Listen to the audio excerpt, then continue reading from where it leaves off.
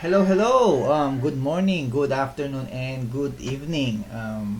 So I want to say thank you so much for watching this mini presentation. I'm Ryan, by the way, and um, I'll be your host or presenter or whatever it is. um, so the title of my course is called Quick Wins. It's a lead generation tactics for email copywriters.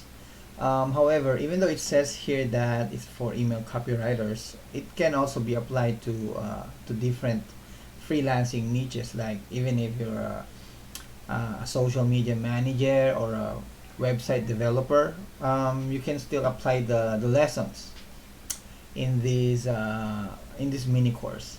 Um, so, um, but before anything else, I would like to give meaning to the title, which is quick wins. The reason why I put quick wins here because I genuinely believe that um, when you're doing something like your business or whatever, especially in freelancing, it's very important to celebrate your small wins, your quick wins, because your end goal for becoming a freelancer is to land a client, right? At least in the beginning, that's your end goal, to land a client, one or two clients. Now, if you're the type of person that um, it's only a win for you when you land a client, then you're gonna burn out. You're gonna feel burn out from the numbers of cold emails, job posting that you're applying to, because um, if you don't celebrate the small wins, like if someone replies to you, even if they say no to your service, then you should celebrate that, because it means that whatever you're doing, you're continuously getting results, and that's what's important. You should embrace it, celebrate your small wins. Okay, so that's why I made this I made quick wins as my title in this mini course. So all right, so let's get started now. First things first, a little bit about me. Before I became a freelancer, this was 10 years ago. I was like many people. I work in a call center, so I commute. There's a lot of traffic here in the Philippines. I'm a college undergraduate. Um, I think I only took like I say 3 months of college, and when I was in when I was working in corporate, it was graveyard shift, so I'm used to working in the evening, right? And I became a dad. I met my wife in a call center company, and then when we get married, um, I promised my daughter, my upcoming daughter, by that time that I will I will do my best to spend as much time as I can for her, because that's one of the things I didn't experience when I was young. I didn't have my parents didn't have a lot of time for me, especially my dad. So, but it doesn't mean my parents are bad. They just didn't have a lot of time for me. They were good parents. It's just that as a kid, uh, you want the attention and the time of your parents, right? So that's what I promised to my eldest daughter, and now I have a second daughter that I need to keep that promise. That's why I I love freelancing. It's been a life-changing opportunity for me. And here we are now.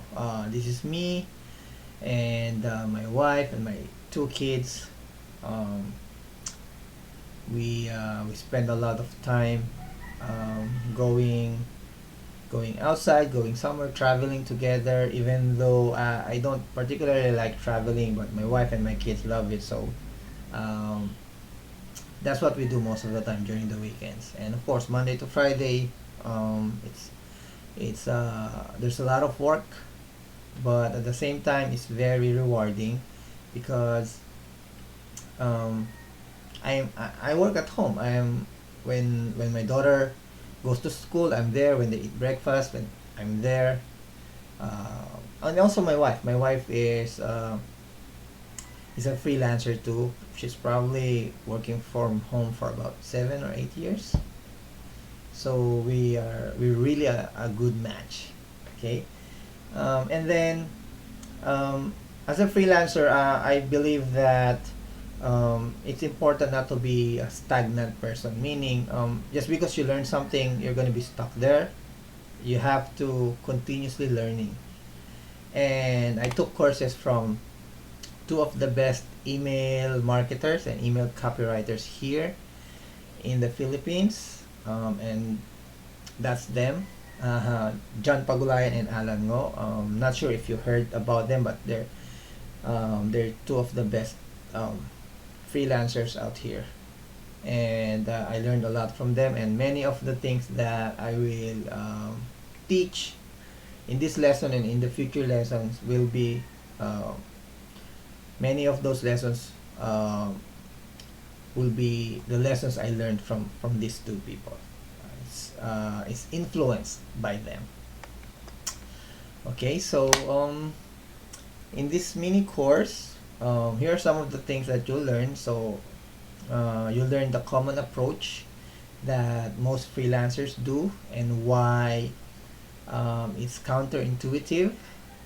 And then the reverse approach is the is the approach that I do. For me, this is the more practical and better one. I'm not saying the common approach is bad. Um, it's it's it's okay, but if you're not getting results from the common approach, then you might wanna change your strategy. And then number two, like what I mentioned, it's why it's counterintuitive to study first how to become a copywriter. Because for me, if you want to become a copywriter, or even if it's other niches, um, what's important is not to study copywriting, but to study lead generation, or to get clients. And then number three, this is going to be at the end part. There are the four different ways to reach out to potential clients. All right. So so the question is, why do you have to learn lead generation first?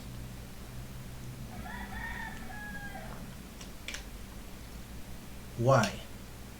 Well, my number one reason is because when you start with lead generation, you learn copywriting naturally.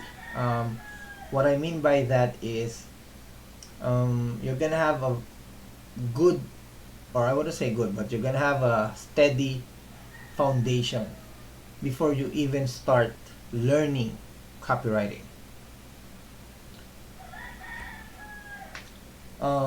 Think about this. What usually happens when you take a copywriting course? And this is where the common approach happens. Okay, so when you study copywriting, the common approach is that first you learn the copywriting fundamentals.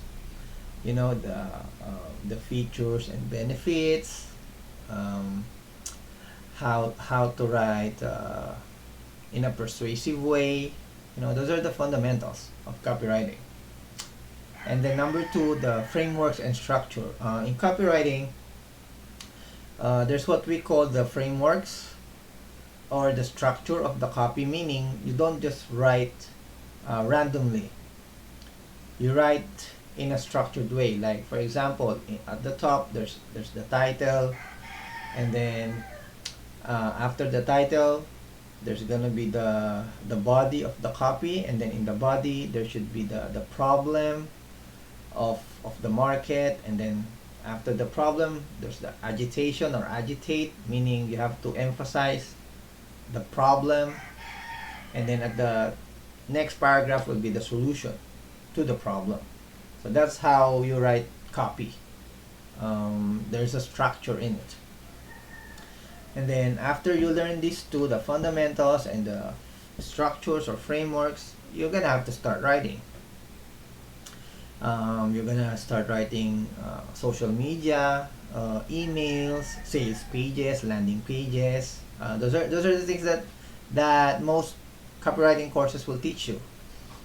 And then after you write those samples, you're gonna start creating a portfolio, which will help you get clients, right?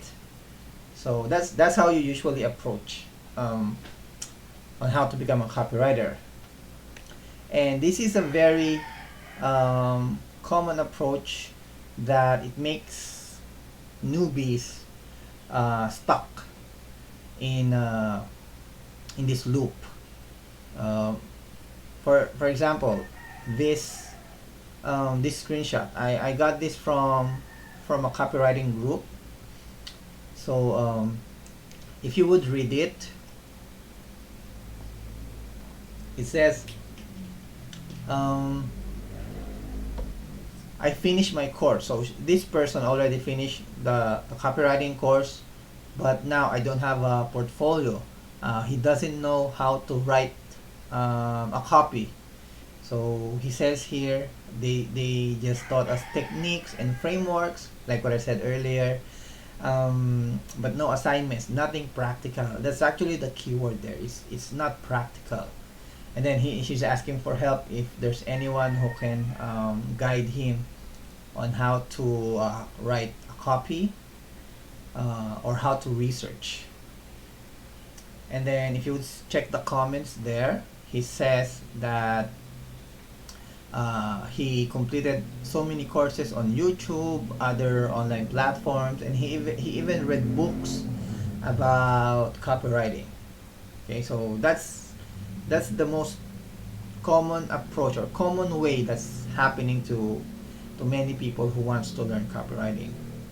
So if you are like that, well, I have a surprise for you. Well, now, what if we reverse the approach? And this is the kind of approach that I do. And this is the approach that I would do if I was starting again as a copywriter.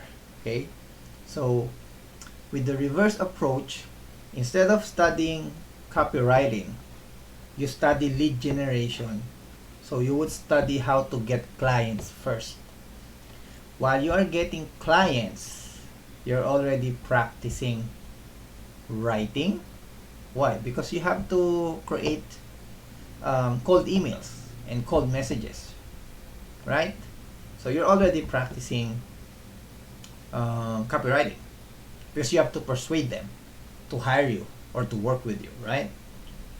Now, as you practice your writing, you're getting your clients, those cold emails that you get replies, you can use them as for your portfolio, because those are the emails that persuaded someone to contact you back, right, or to reply to you.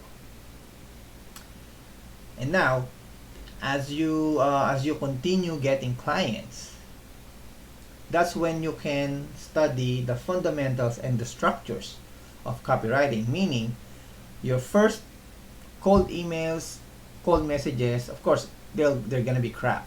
That's normal. But as you go along, your cold emails, your cold messages, your reach out templates, they're gonna be much better. because you are doing it on a consistent basis. You're doing it consistently, and then at the same time you're studying the fundamentals and structures of copywriting. Okay, and these are the skills that you will develop once, if you're going to use my reverse approach in getting in copywriting. Okay, so you'll naturally do researching, networking, giving value, building credibility, and of course copywriting, meaning you'll naturally become good with these things: researching, networking, giving value, credibility, and copywriting. We'll talk about each of these one by one. Okay, so we're going to start with researching.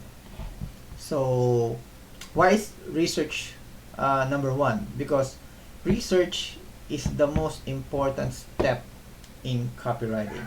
Actually, not just in copywriting, but research is probably the first and most important step in any business. Because before you start a business, or before you start writing a copy, you have to understand who your target market is. You have to understand your audience.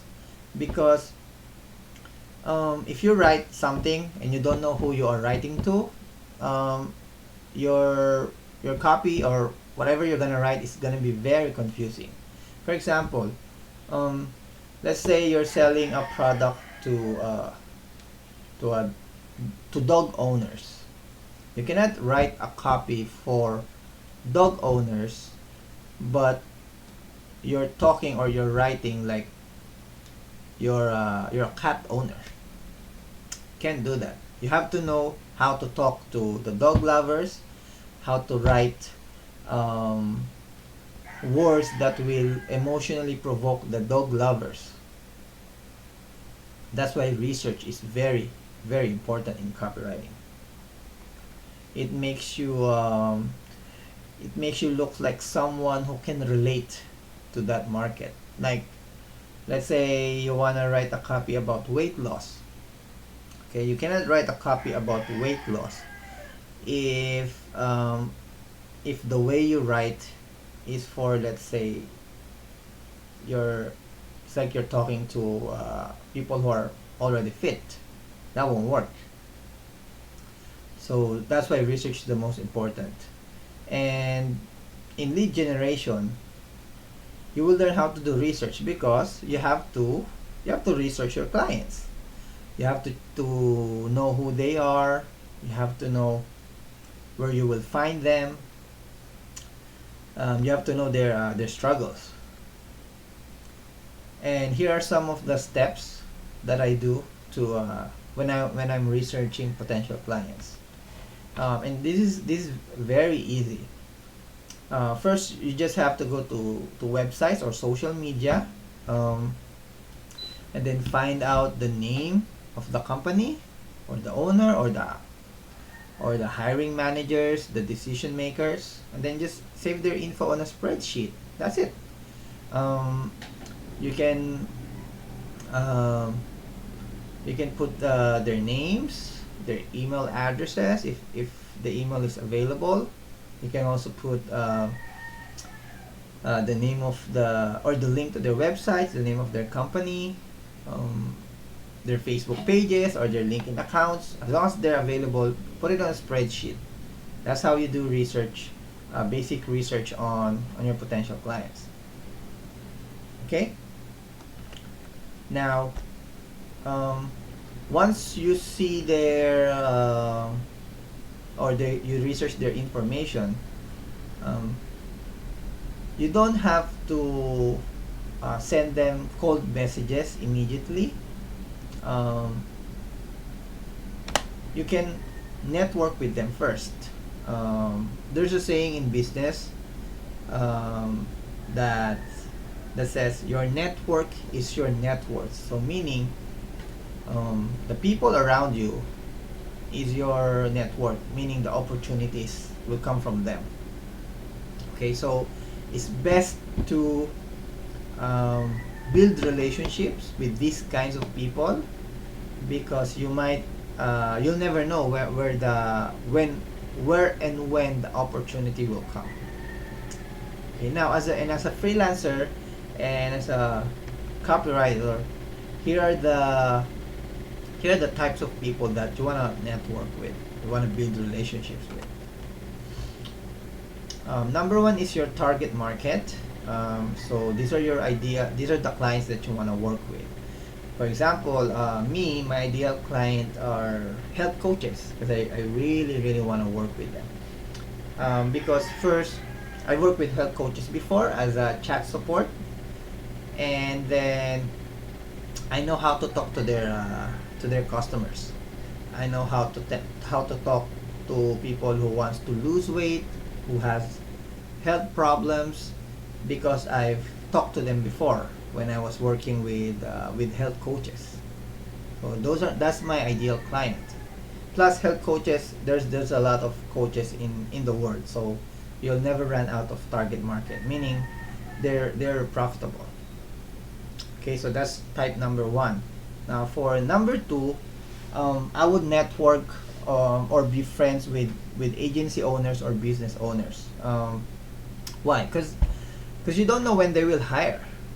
If they're the owners and they need someone, especially small business owners, they would post it in their social medias.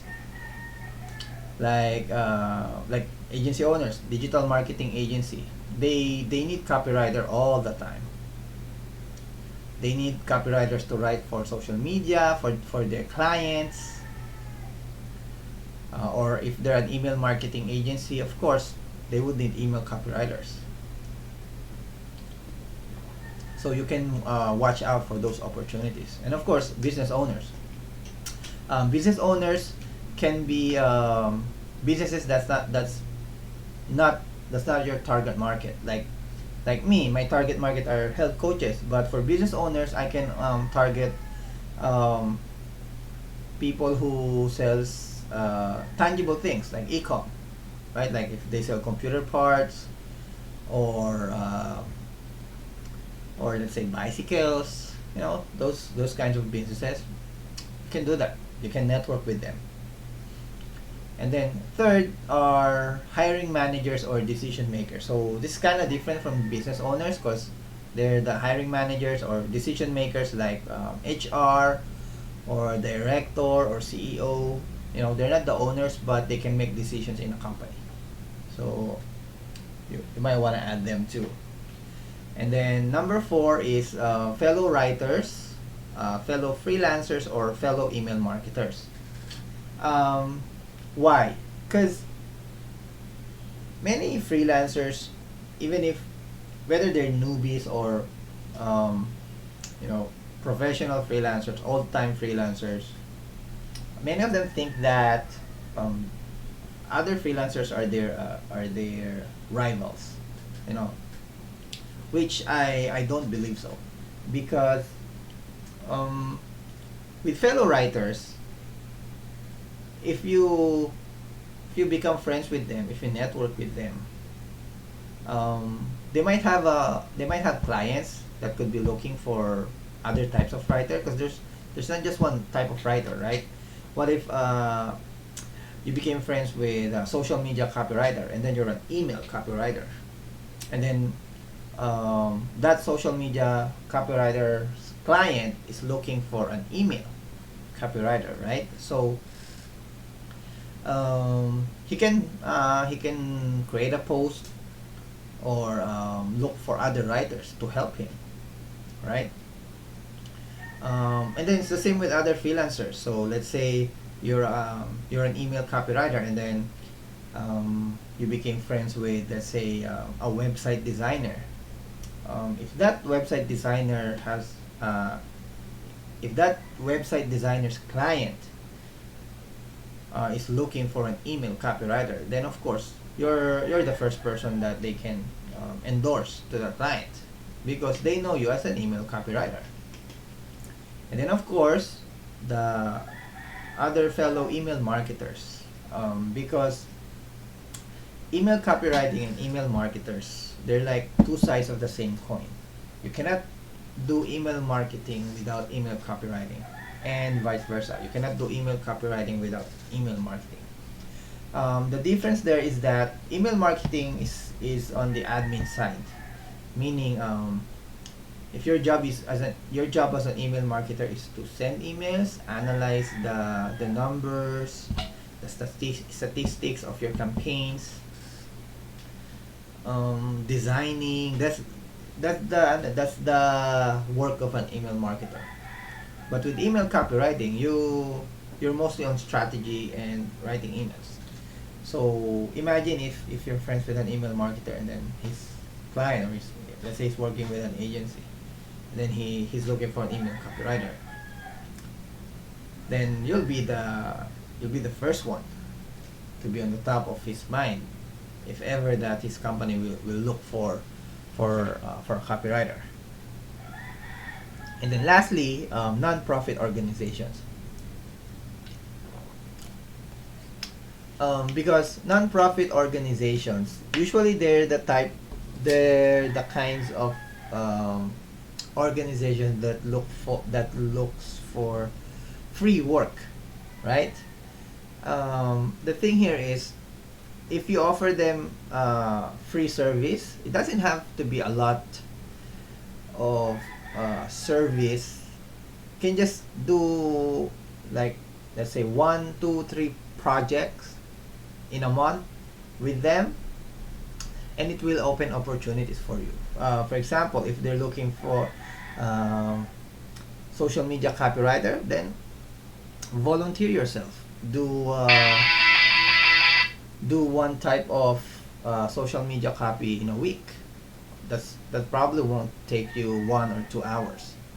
So when you do that, and then they accepted it, it's going to be posted in their website. And in non-profit organizations, many people follow them, even if it's a small organization. So meaning, it opens up opportunities for you, because your work will be seen by many people, and some of them could have businesses. So this is non-profit organization is the perfect way, one of the perfect ways to build your portfolio, because if you offer them free service, most of the time they'll say yes, as long as they need that service. Say social media management, social media copywriting. You can always they are always open for free work, and of course it's a bonus if they will pay you, right?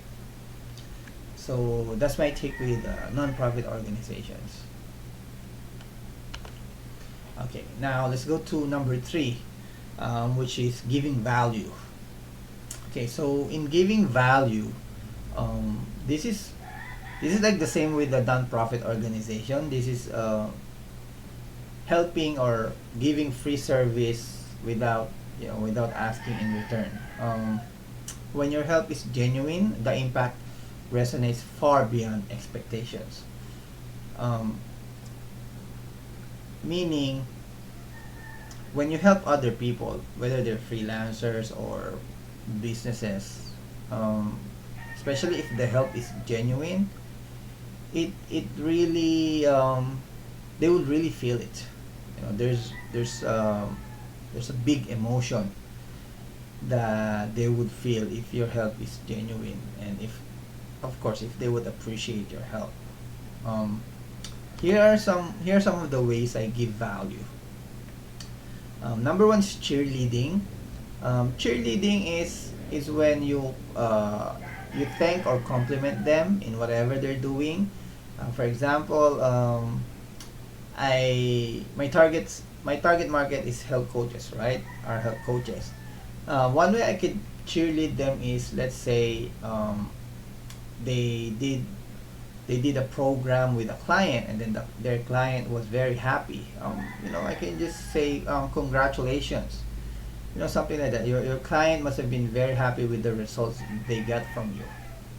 That's it. That's one way of cheerleading. If they post something about travel, or let's say they have a new pet or new baby, just, just tell them how happy you are for them. That's cheerleading. And believe me, you're gonna be on their radar once they will start noticing you if you do this cheerleading. And then number two, this is my favorite, answering questions. So this is kind of like, if you know something on a subject and someone asks for help, let's say in a group, then answer it.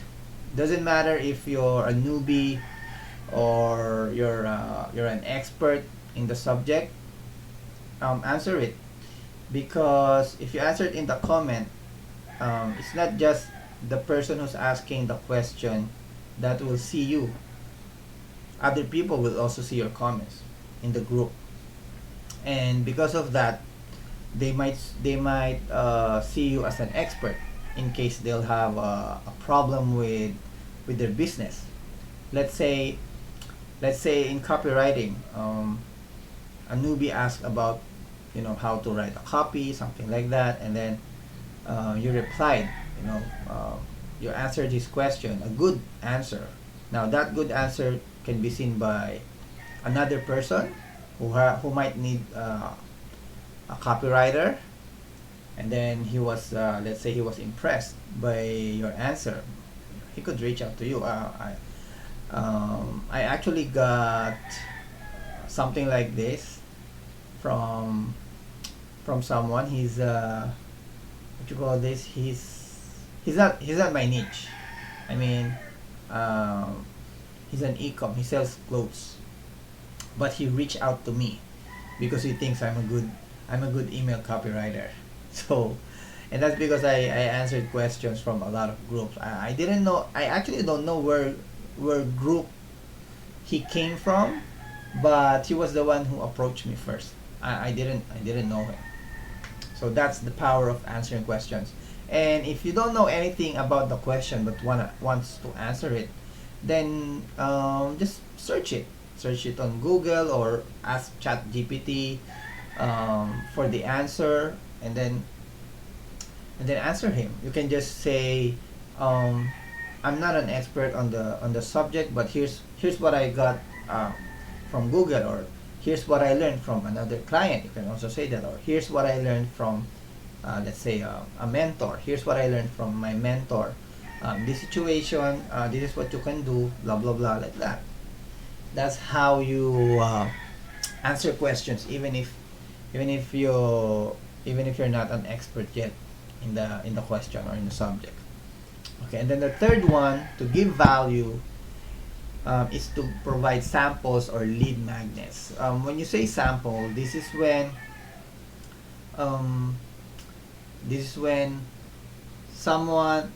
you're approaching someone, or if someone needs help, and then you can give them a sample or lead magnet that they can use. For instance, let's say you're a social media manager, right? And then you wanted to give value to a potential client. What you can do there is, whether that potential client is looking for a social media manager or not, you can send him a sample like, hey, hey man, I see you're posting a lot on Facebook. I have a sample of a content calendar for 1 year. So if you use this, you don't have to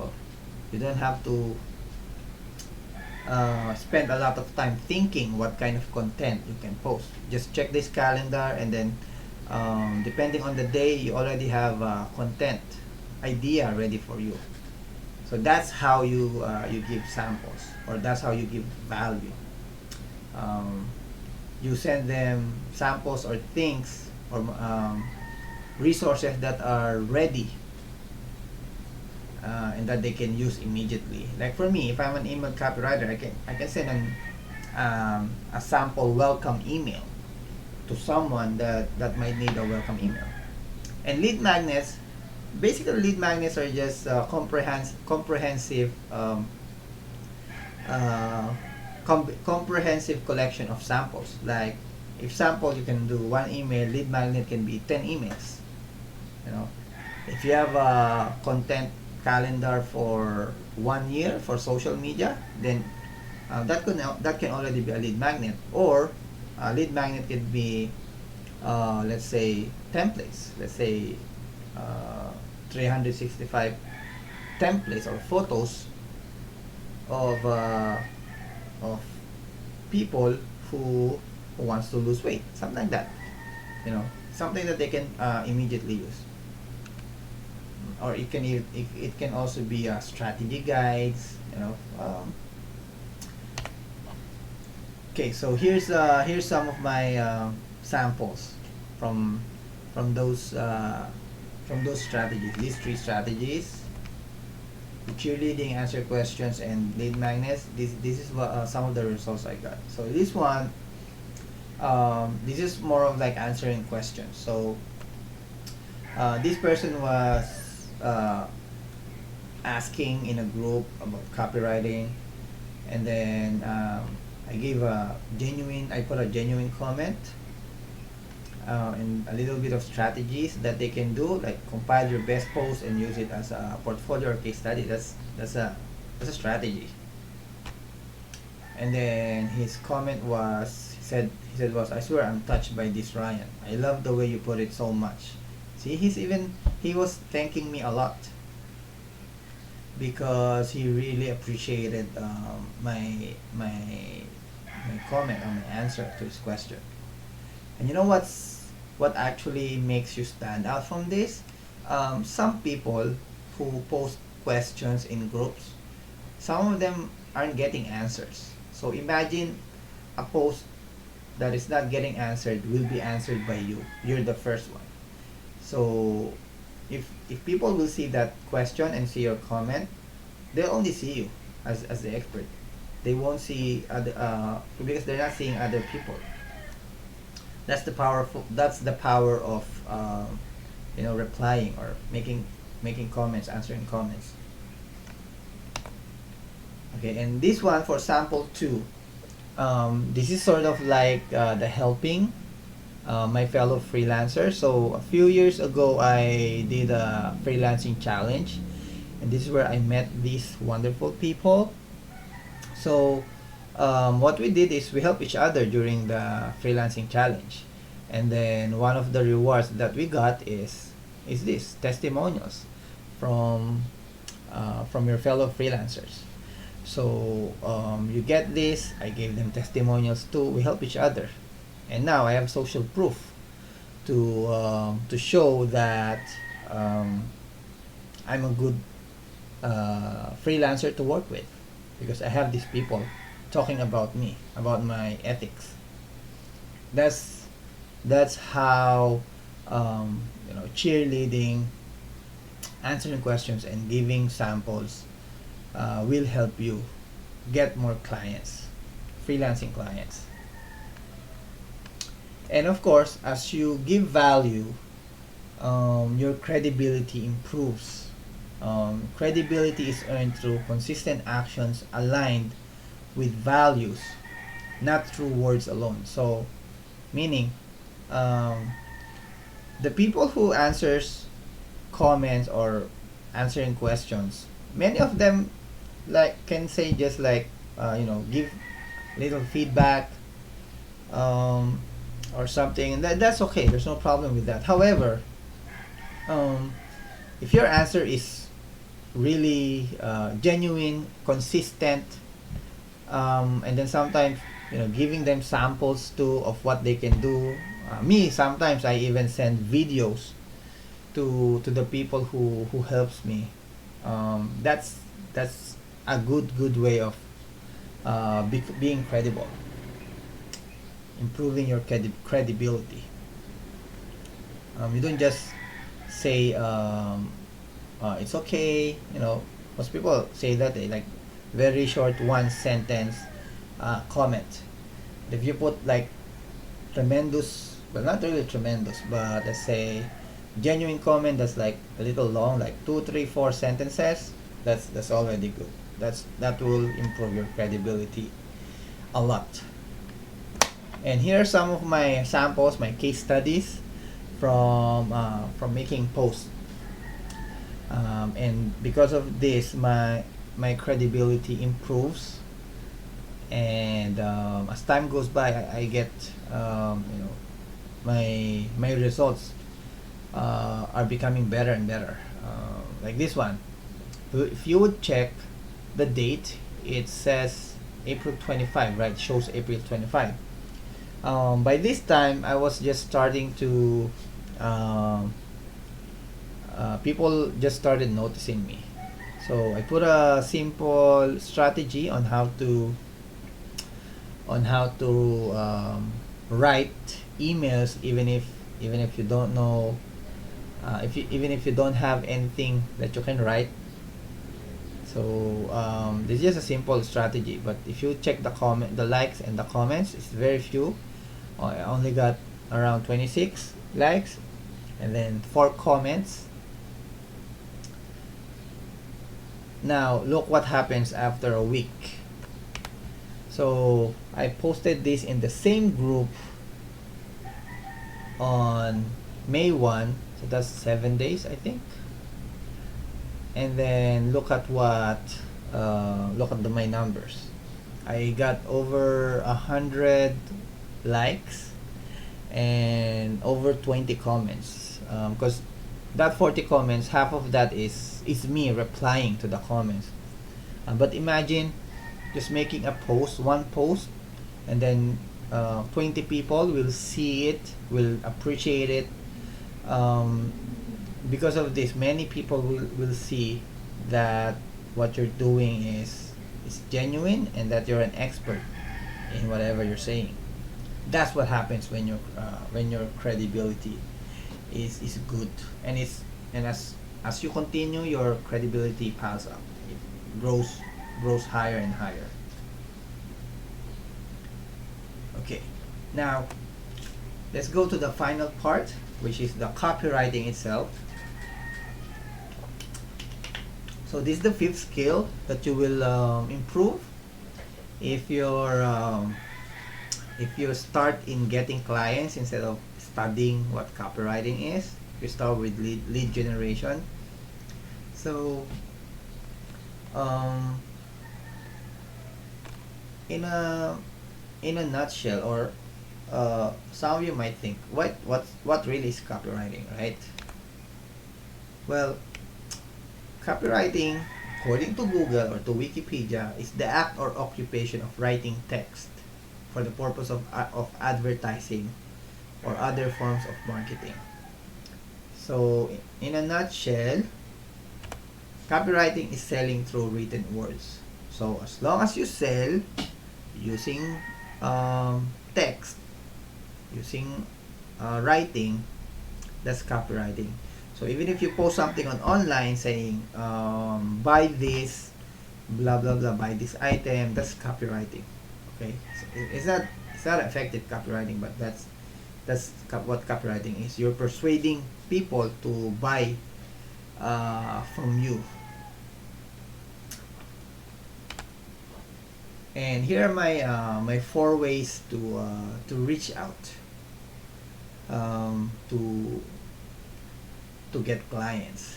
So there are several ways, and it's the ask way, direct way, sampling way, that's super rapport.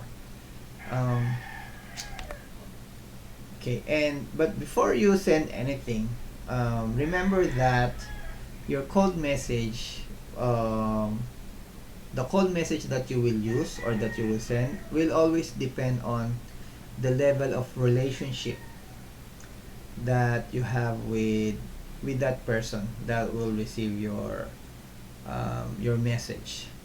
So it depends on the level of relationship and the level of research and the types of leads. Okay, we're gonna talk about those types of leads in a bit. Okay, now here's the types of leads. Normally people will, or other course creator will say that there's two types of leads, the warm and cold, but for me there's three. Number one is the hot. These are the types of leads that are already looking for copywriters. So companies who post on job boards, like marketing agency looking for a copywriter. That's already a hot lead. Why? Because it's already, that company is already looking for a copywriter. You just have to approach him and then tell him that you're interested in, that you want to become his copywriter, or you want to work for him as a copywriter. That's the hot lead. Now the warm leads, these are people or companies that is not actively looking for copywriters, but they might need one in the future. Like, for example, email marketers or email marketing agencies.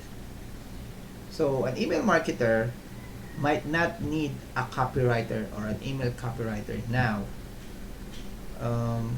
but he might need it in the future because he's an email marketer or they're an email marketing agency. They would need email copywriters in the future, not now, but in the future. So those are the warm leads. Now the cold leads, these are the people or the companies that you don't know if they would need copywriters.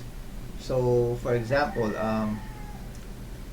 let's say the company is, let's say someone, an e-com company, someone who sells water bottles, right? So that company, you don't know if they need a copywriter because they're not posting, and then it's a water bottle company, so it's not a marketing agency, so you don't know if they would need copywriters in the future. So those are the cold leads or the cold market. Like me, my health coaches, my target market's health coaches, some of them are hot, some of them are warm, some of them are cold, because not all health coaches want or need a copywriter. Okay, so these are the four methods that I use for reaching out to clients. So ask is best used for any types of leads. So this is the simplest one, the easiest one, and it doesn't need a lot of research in the beginning. This is a template that you can use. So for hot and warm leads, if you see them posting that they need a copywriter, or if you think they might need a copywriter in the future, you can just ask them. That's why it's called the ask method or ask way. So like this one, I saw his job post in a group in Facebook. So I just asked this person, hey, are you still looking for an email copywriter? And then I got a reply immediately. Hey Ryan, do you have an e-commerce copy experience?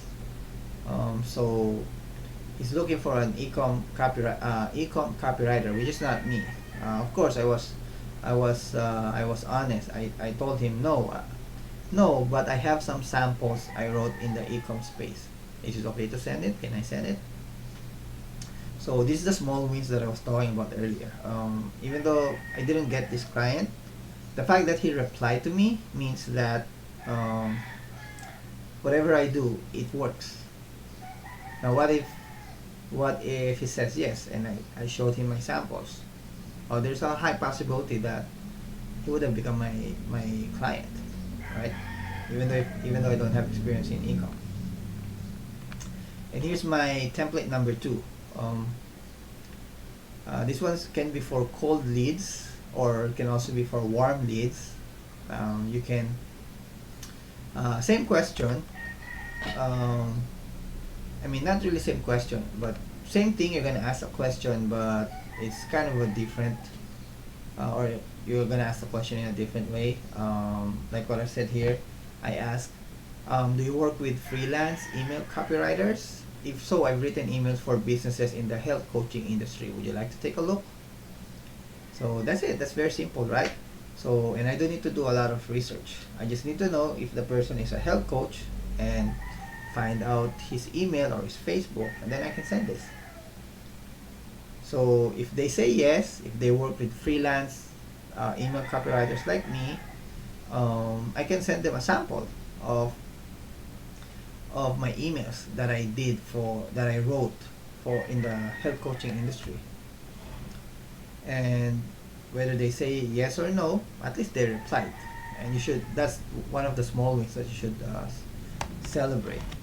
But if they say no, you can always reply like uh, like you can say no problem, and then ask him another question. Do you know someone, or do you know an organization that might need freelance email copywriters?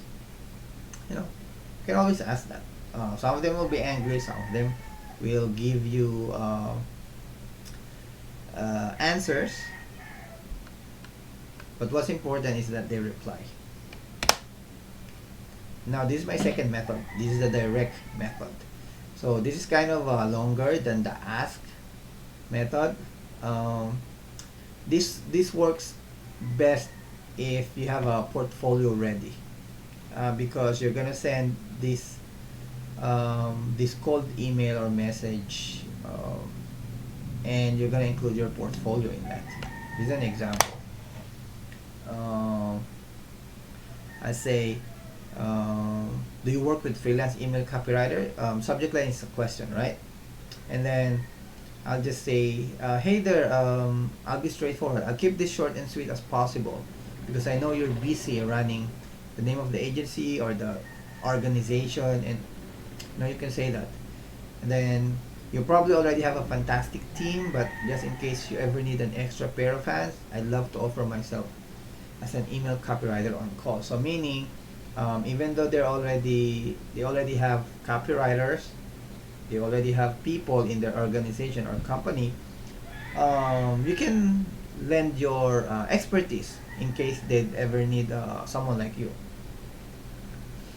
And then you can include there your little research, check your website or sign up for your newsletter, and I would be honored to help you out should you ever need some extra brain power. So you're offering help, but you don't sound cocky, and you are respecting their time.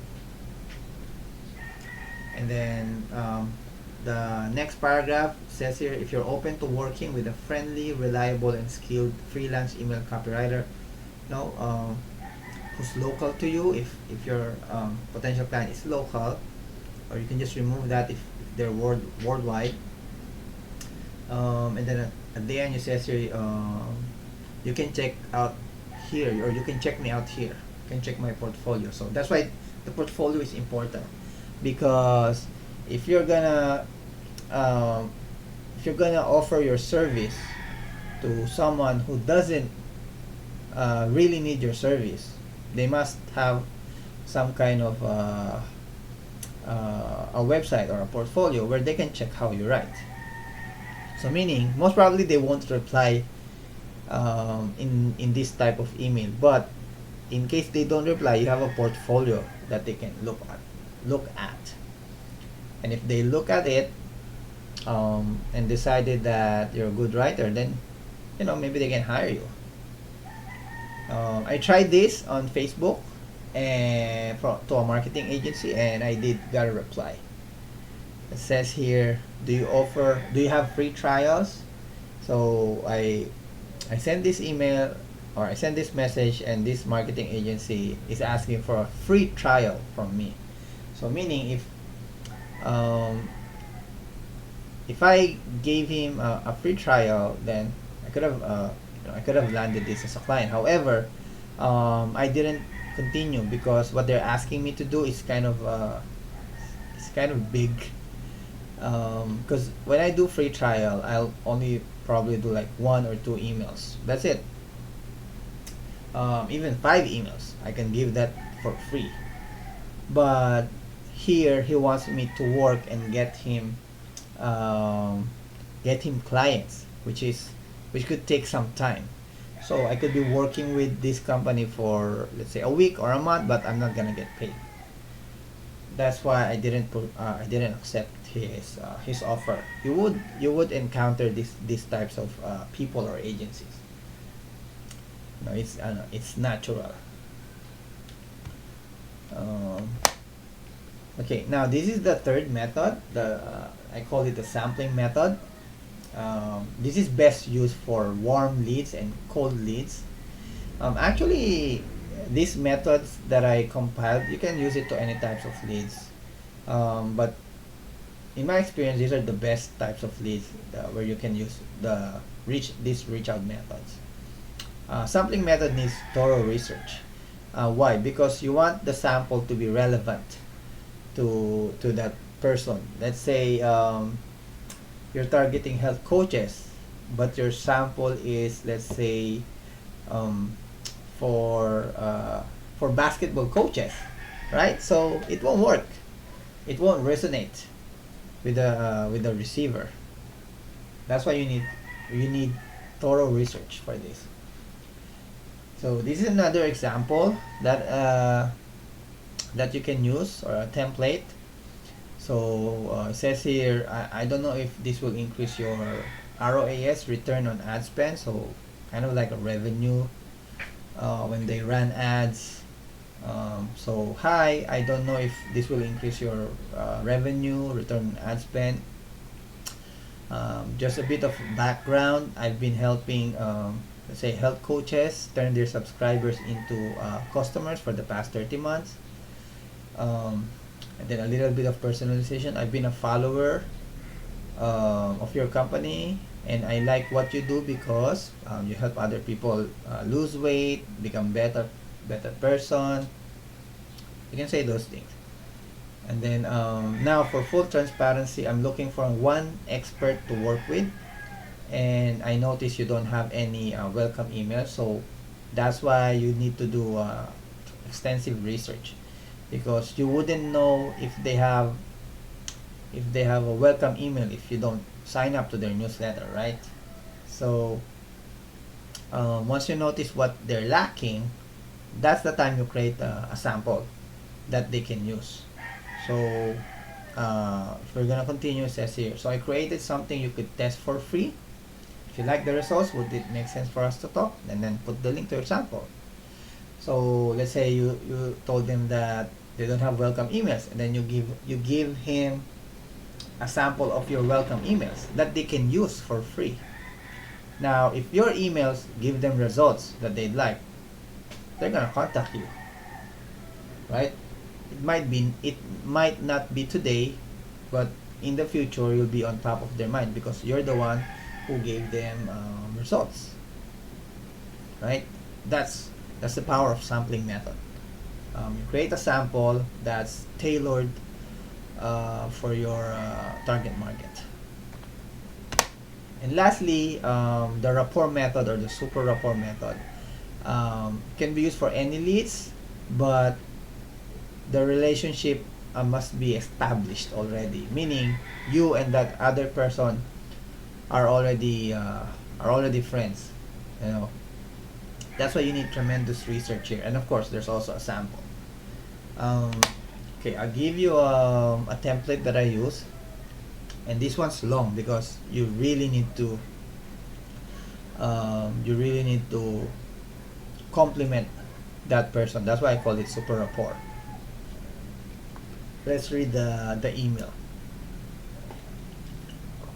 It says here, first one, I recently stumbled upon your page, and I saw your video on how to make those delectable rosemary parmesan garlic smashed potatoes. See, even the name of the recipe is complete here. So and then I said it was really mouth watering. So I researched, I watched a video, and then I complimented this person's video. And then after that, I use emotional and relatable words so I can make them feel happy and excited. Words like, I'm a fan, I love your brand, you're amazing. You can say those words. And then what's important here is actually the relatable words. So it's words where they can relate with you, Like for example, I said here, my kids love potatoes. So I said there the love, the word love, and then I also put the word parent because this person is a parent like me. So that's the relatable words. Me and this person relates to each other because we're both parents. And as humans, we tend to like people who are related to us. So what I mean is, if I'm a parent, no matter how good I talk about parenting, I wouldn't resonate with someone who's not yet a parent because he's not in the in the situation. He's not in my shoes, right? So that's what relatable means. So I also says here, what else? My kids. So because I'm a parent, I have kids. This person is a parent. He has kids. She has kids too. And then I told her that the recipe seems like a perfect fit. So another emotional and you know, powerful word or compliment word. And then it says here that it's delicious, so emotions again. And then it could bring joy to my children's meals, emotion again. That's how you put emotions and relatable words in your copy or in your cold email.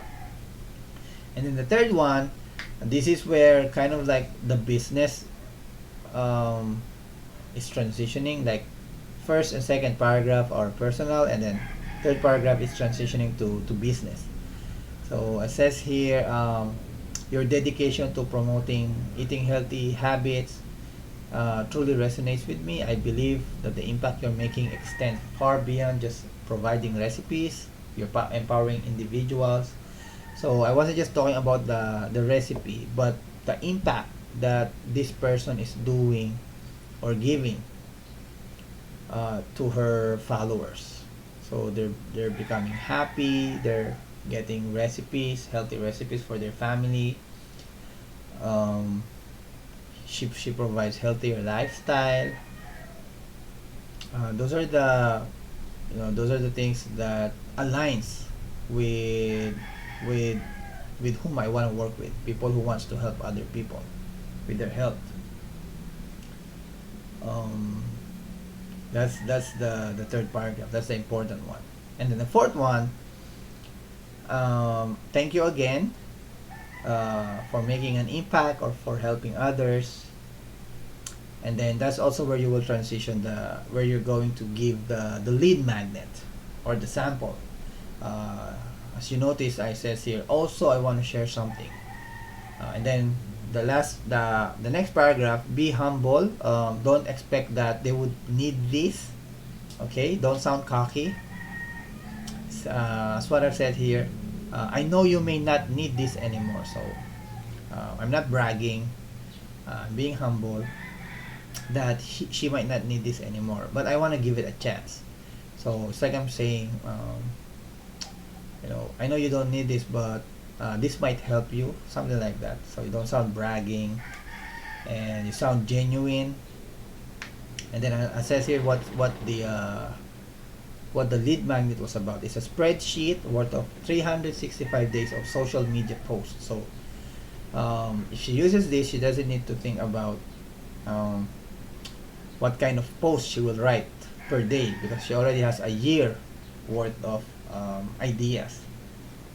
Then you can put there some social proof, like this social media helps some of my friends to have dynamic and engaging content. That's it. Very simple. And then provide the link. And then after that, the last paragraph, you end it with a thank you and compliment. Thank you once again, Ryan, for your commitment to making a difference in the lives of others.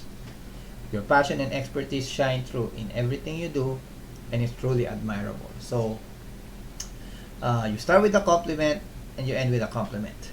That's why I call it super rapport, super compliment. Or maybe I should name it super compliment. Right, I should name this super compliment. That's a good one.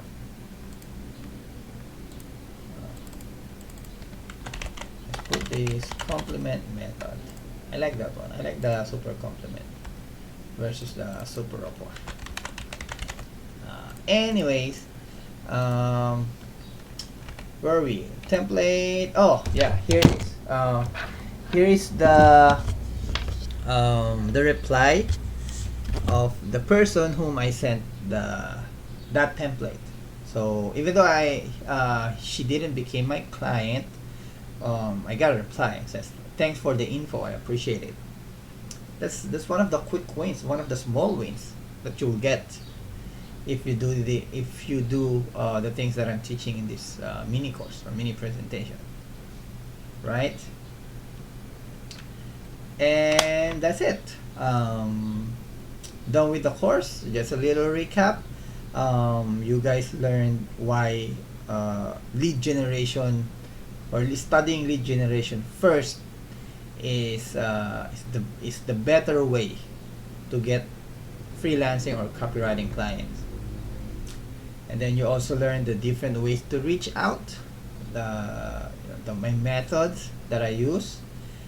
And then finally, the most important one is when you help, you build your credibility. You come from a place of help.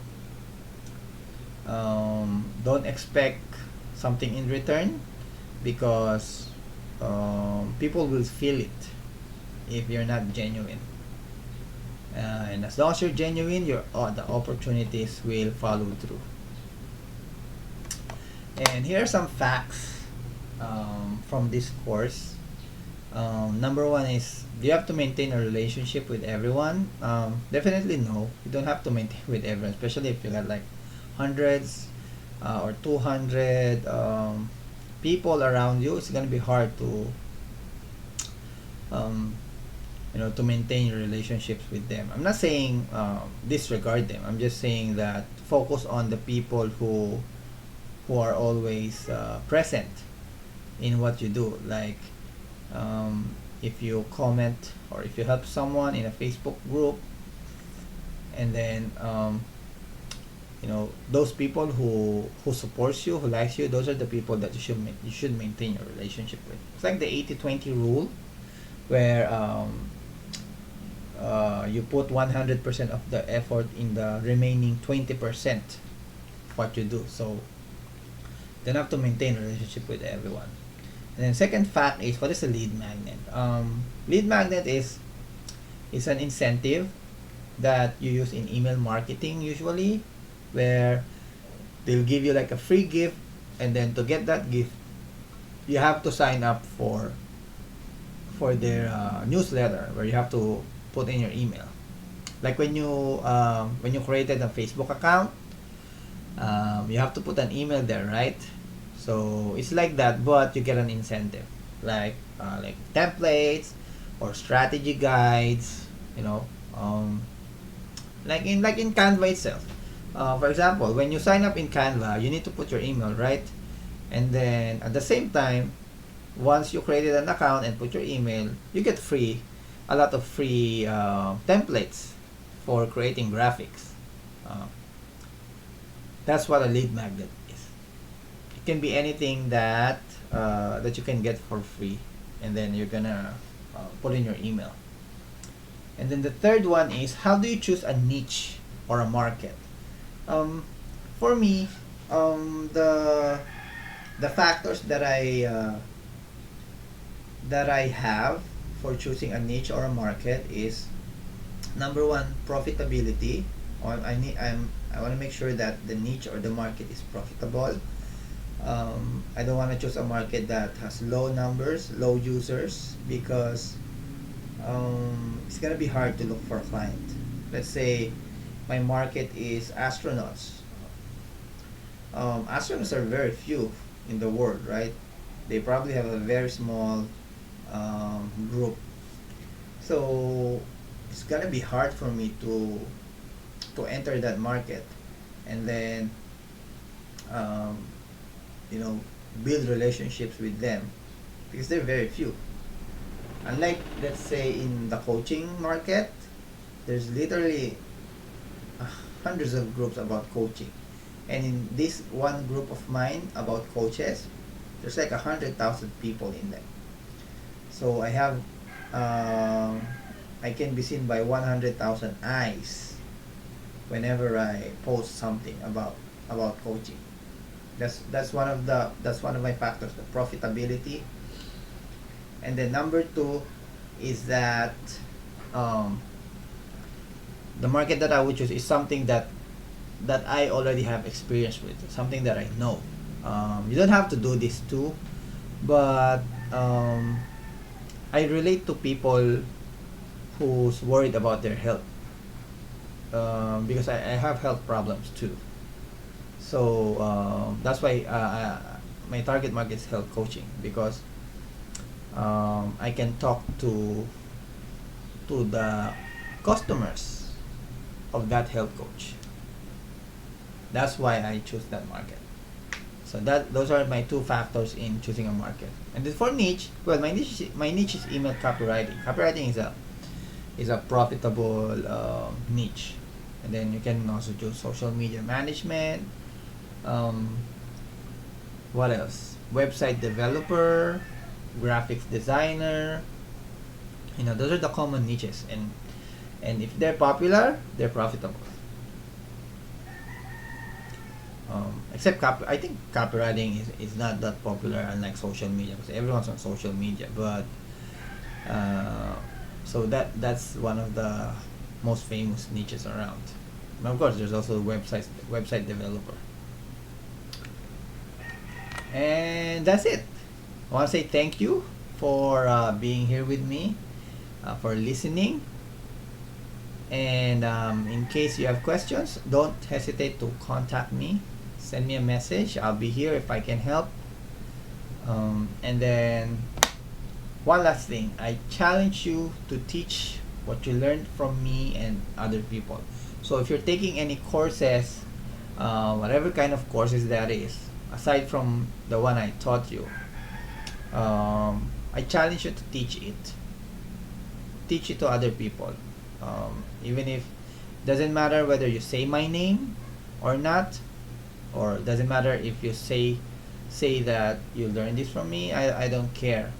If you teach it, and other people will learn from you, then that means I did my job properly. And another thing, I think I saw this from a post or something, or maybe online. I forgot already. It's like it shows there that for us as humans to remember the lessons that we learn, we remember it more when we teach it, rather than to just study it. So these things that I teach you, it's gonna remain in me. I'm gonna remember this for a long time because I teach it. But the many courses that I took, I don't remember, like maybe 60% of them, because I just studied it. I didn't teach it yet. So thank you. And in the future, I'll probably do more mini courses like this. So watch out for those. This is just like part 1 or episode 1 of whatever.